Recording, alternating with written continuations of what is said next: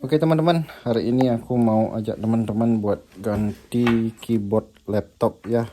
Jadi cara ini mungkin bisa berlaku di laptop mana aja.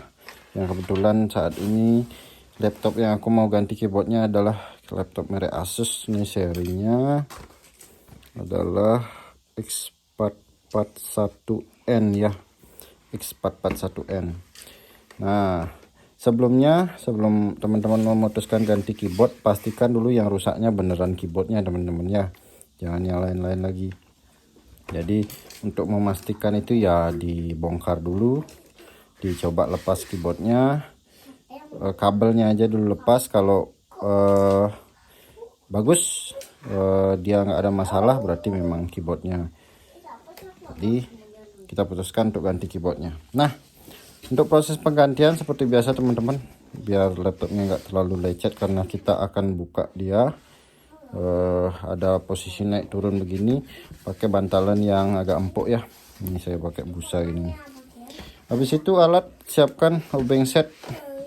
Ini wajib ya teman-teman ya, karena tanpa obeng set ini segala macam bautnya ini nanti kita kesusahan bukanya. Usahakan juga teman-teman kalau mau beli obeng set yang sudah ada gininya ya teman-teman, apa namanya ini, openernya.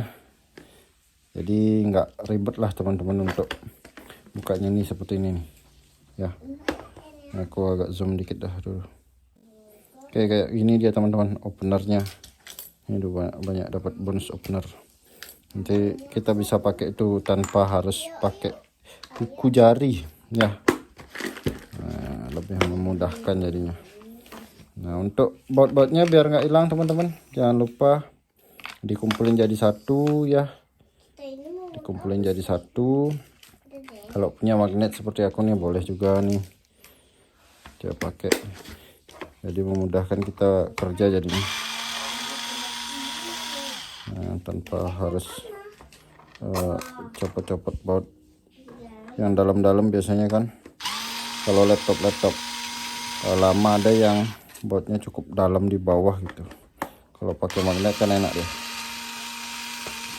Nah, untuk laptop seri lain yang mungkin bukan Asus, kalau di belakang laptopnya nggak ada bautnya teman-teman, itu kemungkinan bautnya di atas, di bawah keyboardnya. Jadi teman-teman harus jeli dia untuk memastikan di mana sih letak-letak baut untuk laptop.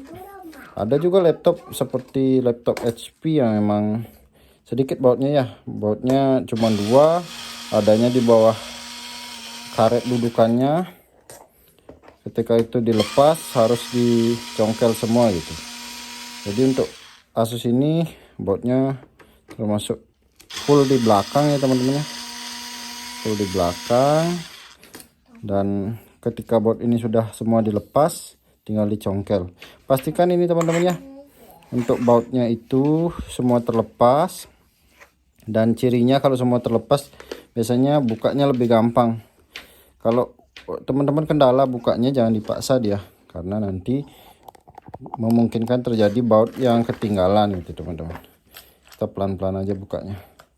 Ini pakai opener yang bebas aja lah ini. Kita congkel dari bagian sini, kita buka dulu ya. Aku naikin dikit ya. Oke, kita congkel bebas dari mana aja sih, nggak masalah. Aku biasanya dari depan nih. Kalau pakai opener enak, tinggal tarik aja teman-teman. Jadi dia udah ada coakan gitu kan. Ini agak kurang terang ya. Oke, ini ada coakan gitu kan. Nah, jadi kalau coakan itu dia membatasi jarak masuknya, nggak mungkin kelewat dia, nggak mungkin kena mesin. Nah, kalau sudah kita jalan terus buka tadi ya. Nah, biasanya kalau ada tempat yang agak susah ya dia kebukanya, mungkin ada baut yang masih tersembunyi teman-teman ya, mungkin di bawah sini gitu. Jangan dipaksa. Kalau ini gak ada bautnya teman-teman, dia bisa langsung dibuka gitu. Nah, ini ada sedikit nyangkut di sana, kita buka pelan-pelan. Oh iya, dia nggak ada lagi. Di situ sebelum dibuka ditarik semua, Ini dilepas dulu teman-teman. Kita bisa pakai opener yang bentuknya seperti ini, boleh. Itu sudah kelihatan, atau pakai kuku juga bisa sih. Kebetulan ada lakbannya masih ini. Kita congkel. Nanti aku zoom ya teman-teman untuk posisi pencongkelannya. Nah ini untuk fleksibel, ini kabel fleksibel untuk di touchpad dan juga di keyboard ya. Nah ini udah ketemu. Nah jadi tipsnya untuk teman-teman yang mau ganti keyboard, dibuka aja dulu sebelum beli keyboardnya, dibuka aja dulu, dilihat keyboardnya, baru dipesankan, pastikan ininya layoutnya dulu sesuai ya. Habis itu baru cek ini konektor kabelnya di sebelah mana posisinya dan bentuknya kayak gimana gitu kan ada. Nah karena banyak jenis soalnya keyboard teman-teman. Ini X441 punya, aku udah belikan juga ini ya. Ini hati-hati teman-teman ya kalau untuk laptop yang baterai tanam, karena baterainya kadang-kadang agak di bawah jadi nggak bisa dicabut teman-teman. Hati-hati untuk gininya pengerjaannya, karena kalau konslet dia mati teman-teman. Kalau udah kita singkirin dulu lah, dia ditaruh di tempat yang aman. Oke, baru kita garap. Ini karena keyboardnya terpisah kan enak ya. Ada yang memang motherboardnya di atas harus dilepas semua, seperti merek Axio itu ya, lepas semua baru keyboardnya bisa dilepas. Nah ini udah aku beliin ya. Ini kalian bisa cari di marketplace, Shopee dan lain sebagainya, cari keyboardnya kan, serinya, seri laptopnya. Kalau ini X441N ya, X441 ini ada nih. Habis itu kita lihat juga di gambar yang disediakan seller itu. Jadi gambarnya itu harus cocok dengan keyboard kita, utamanya di konektor teman-teman. Kadang ada kemarin seperti kasusnya aku, bentuk keyboardnya sama, tata letaknya sama, tapi konektornya ukurannya berbeda teman-teman, jadi nggak bisa masuk. Ukuran konektor itu yang ini fleksibelnya ini lebih besar, lebih panjang dia. Tuh ini dia keyboard baru yang sudah kita beli. Kita langsung balik. Oh kan kelihatan di sini adanya kecocokan. Belum kita pasang, kita pastikan dulu ya. Oke, good. Nah amannya sih teman-teman kalau mau pasang keyboard biar nggak mubazir, karena ini sistemnya nih nggak pakai baut dia teman-teman, di solder satu-satu. Teman-teman bisa lihat ini ya, solder satu-satu. Kalau kita pasang dulu baru tes, nanti ada problem ini jadi lucu kan, harus bongkar lagi, harus ulang lagi semua. Kita enaknya sih tes dulu sih. Ini ke laptopnya, kita singkirin dulu laptopnya, karena kalau keyboardnya yang kita beli udah nggak masalah ya nggak apa-apa, langsung kita pasang ya. Tapi ini kan kita belum tahu juga pastinya kayak gimana. Kita enaknya adalah tes dulu. Nah tes dulu ya teman-teman ya. Ini untuk tombol power ada yang jadi satu di keyboard teman-teman seperti ini ya, jadi tidak harus pasang casing yang atas tadi. Ini jangan lupa dilepas, ini ada penutupnya biar nggak lecet ya karbonnya. Lepas dulu semua. Nah, baru kita tes untuk pasang. Nah untuk lepasnya ini tinggal ditarik ke atas aja ya teman-teman. Dia pengunciannya seperti ini sistemnya ya, gitu ya, naik turun. Nah sekarang kita pasang, posisi naik dulu teman-teman, posisi naik, kita pasang soketnya. Jangan lupa posisi karbonnya yang di bawah ya, di atas adalah posisi plastik ininya, plastik ganjelnya yang warna biru ini. Kita carikan, kalau ini belum pas kita carikan dulu yang pas biar masuk semua teman-teman. Kalau sudah masuk semua, nah seperti ini kan sudah rata, tinggal kita kunci. Kita kunci ke bawah. Nah oke, baru kita tekan tombol power. Nah ini kebetulan ini laptop yang baterainya drop nih teman-teman, jadi kita harus pakai casan ya.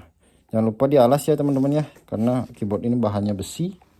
Kalau kena boardnya itu dia bisa konslet dan juga mati total nanti.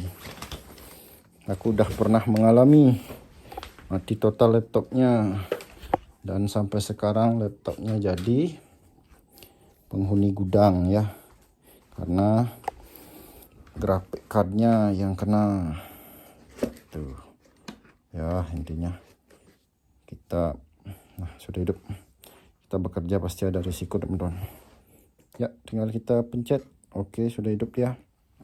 Nah untuk tes keyboard ini bisa pakai website ya teman-teman ya. Website namanya keyboard tester gitu, cari aja di Google Chrome keyboard tester, nanti akan keluar di sana. Kita ketik semua, kalau sudah aman ya tinggal kita ganti. Ini aku depannya belum dapat nyocokin juga tadi. Ini ya keyboard bawaannya, kita sesuaikan dia, enternya, posisinya, sip. Jangan sampai nanti nggak masuk dia teman-teman. Oke aman sih.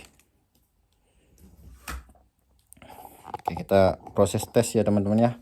Nah sekarang aku akan tunjukin cara gimana tes keyboardnya berfungsi baik atau enggak. Biasanya keyboard yang rusak itu gejala awalnya adalah di saat dia dihidupkan, dia loadingnya lama itu ya, tulisan Asus di awal itu lama. Dia akan bisa masuk ketika sudah ditekan tombol acak ini baru jalan masuk. Itu menandakan keyboardnya sudah menekan sendiri dia, jadi ada perintah startup yang membuat dia macet, seperti dikasih perintah lah dia itu, sehingga dia macet. Selain itu juga kadang pas baru hidup dia ini teman-teman, baru hidup itu dia gerak sendiri gitu ya, ada ketik F sendiri itu ya. Nah dalam kondisi ini kemarin nih ALT-nya kepencet terus, jadi ketika klik salah satu dia akan muncul menu lain gitu, atau ketik salah satu dia langsung muncul ke lain karena dianggap pengetikan shortcut itu. Nah kalau ini harusnya sih normal. Sekarang kita cek untuk ini belum berfungsi nih teman-teman, entah karena laptopnya lola atau gimana nih.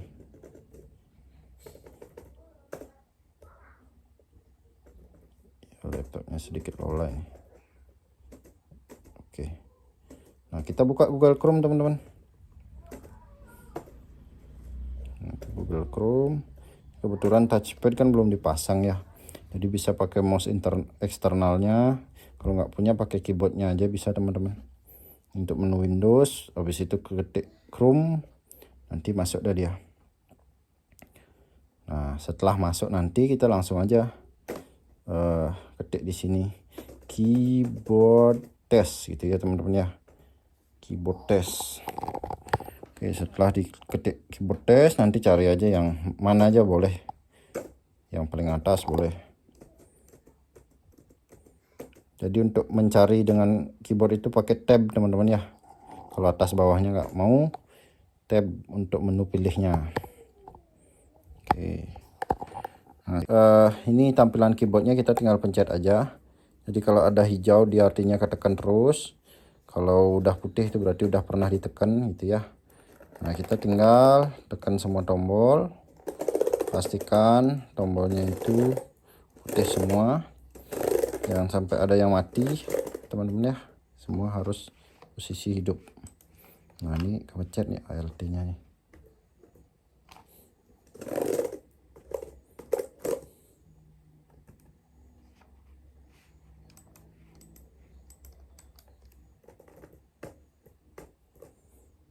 Kemarin juga kendalanya seperti itu dia teman-teman, ALT-nya nih kepencet sendiri dia.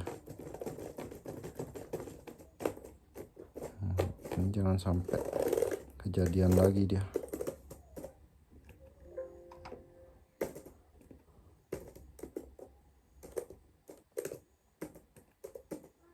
Ya.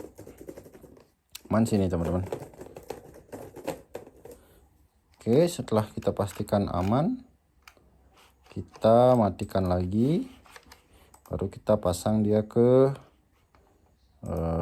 tempatnya semula ya.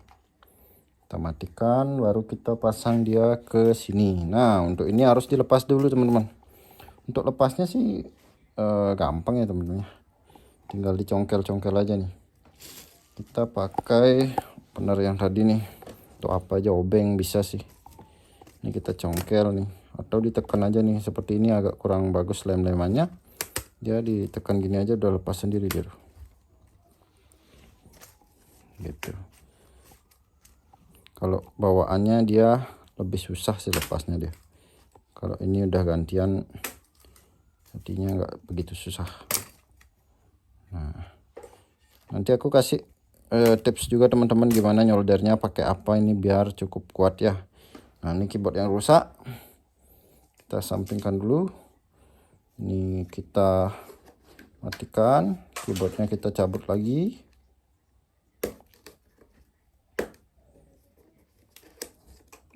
Ya, ini kita cabut, ini kita kesampingkan dulu biar nggak kena konsleting. Oke. Ini keyboardnya, kita pasang keyboard yang baru. Ini dia keyboard yang baru kan, kita masukin, pastikan dia masuk sesuai posisinya deh teman-teman ya, jangan sampai kebalik. Ini kan aku kebaliknya. Masukkan dia sesuai posisinya. Nah, sudah masuk kan, tinggal dibalik. Nah, sekarang kita kerjanya di sini. Jadi keyboard itu disolder satu persatu ininya teman-teman ya, penguncinya. Nih, bisa dilihat ya, susah nih, tunggu ya. Oke teman-teman, kita siapkan soldernya ya, panasnya standar aja lah. Lebih panas juga nggak apa-apa. Kita pakai kabel tis seperti ini teman-teman ya. Potongan kabel tis ini sebagai bahan untuk perekat soldernya itu ya. Ini aku udah siapin beberapa. Jadi kita solder dia pas pada titiknya, ditambahkan dengan kabel tis ini gitu. Jadi seperti ini teman-teman ya. Ini misalnya kita solder dulu di area sini, ya, tinggal solder itu aja. Pastikan kabel tisnya ini cukup. Habis itu solder, agak ditekan-tekan sedikit, diaduk-aduk ya biar menyatu sama ininya, apa namanya, plastik hitamnya itu. Nah, seharusnya ini sudah cukup kuat nih ya. Oh, udah kuat nih teman-teman. Coba aku ambil lagi sisi pojok-pojoknya ya, biar bisa kita tes nih untuk kekuatan. Nah, dari bahan yang aku coba yang paling simple dan juga cukup kuat ya kabel tis teman-teman, karena kabel tis itu dia nggak gini, apa namanya, mencairnya itu nggak keras sekali jadinya kan, masih dia agak lentur, dan dia bisa memang benar-benar nyatu, dia benar-benar menyatu sama plastik di dasar gininya, dasar apa namanya, keyboardnya ini tuh. Oke, dia nanti agak berubah hitam dia teman-teman kalau dia sudah menyatu dengan apa namanya itu, dengan gini bawaannya. Kan dia bawaan kabel tis ini warnanya bening, kalau kita solder dia sampai dia nyatu, dia agak kehitaman dia. Oke, ini kan baru beberapa titik ya teman-teman ya, solder ya. Nah, ini seharusnya sudah cukup kuat nih tuh, kita bisa, sudah nggak jatuh dia, karena memang kabel tis itu cukup lentur plastiknya. Dulu pernah aku juga pakai part dari plastik keyboard ini, tapi kurang nempel juga, kurang bagus nempelnya. Jadi yang terbaik itu menurutku sih ya kabel tis ya, paling bagus. Ini tinggal kita solder semua ya, habis itu pasang, selesai gitu. Oke teman-teman, ini udah selesai aku solder ya di titik-titik vitalnya. Jadi habis itu kita cek nih untuk kedalaman keyboardnya, jangan sampai ada yang terlalu ke dalam ya, jadi sampai nggak bisa ditekan. Ini kan udah bagus nih tuh, dan ketika ditekan dia udah nggak goyang satu sama lain. Nah kalau sudah seperti ini tinggal kita pasang. Kita ambil laptopnya lagi. Oke, kita pakai ini dulu coba ya. Nah aku semut ya, tinggal kita pasang lagi kembali seperti semula. Oke, jadi yang cukup lama prosesnya itu sebenarnya nyoldernya teman-teman ya. Kalau nyoldernya itu kurang bagus, itu bisa lepas-lepas dan lama prosesnya itu. Jadi saran aku sih pakai kabel tis itu ya, dan juga solder yang bagus sehingga panasnya dia itu bisa bagus. Oke, dan kalau garap laptop itu ya santai-santai aja teman-teman, pelan-pelan aja biar tidak terjadi konsleting dan juga menyebabkan laptopnya mati. Nah ini sudah aku pasang. Sebelum kita pasangin bautnya, kita tes lagi dia hidup ya. Kita tes lagi dia hidup. Kita coba lagi keyboardnya, pastikan semua berfungsi normal, baru rakit, baru pasang baut kembali. Itu aja sih teman-teman sebenarnya rakit gininya. Kalau laptop lain mungkin posisi bautnya berbeda ya. Kadang ada yang seperti HP harus dicongkel di sini di atasnya, atau Acer yang di sininya ada frame, itu dulu dicabut baru keyboardnya nongol, nggak perlu bongkar ke dalam untuk ganti keyboard itu. Baru di bawah ini ada baut-baut untuk buka seisi laptopnya. Nah sampai sini sebenarnya udah selesai teman-teman ya. Kita tinggal tes file ketiknya aman, semuanya aman, tinggal kita cek keyboardnya. Kalau sudah normal, selesai sudah. Sampai segitu aja teman-teman ya. Ini kita kalau beli keyboard aja nggak mahal kok teman-teman, murah. Cuman jasa orang pasang juga, karena risiko kalau mereka salah solder misalnya di daerah-daerah sini kan, kena ini dikit putus ya nggak bisa dipakai lagi kan. Ini kabel fleksibel ini susah disambungnya teman-teman, karena dia pada dasarnya plastik bahannya. Nyambung plastik kan pakai apa jadinya dia ya. Kalau keyboard biasanya kalau sudah muncul satu gini udah aman dah ya.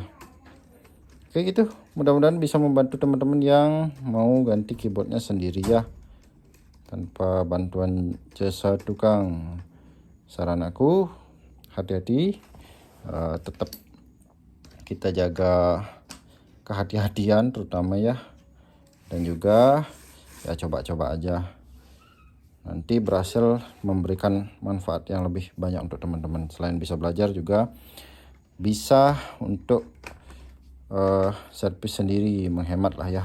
Oke itu dulu teman-teman, jangan lupa like subscribe nya.